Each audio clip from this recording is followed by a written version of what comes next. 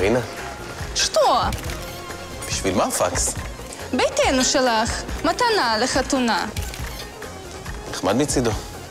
אבל מה פתאום פקס? לקבל אישור. אישור למה?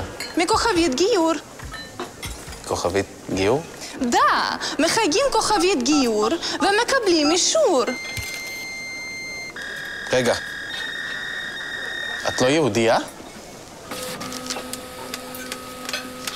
עכשיו, כן.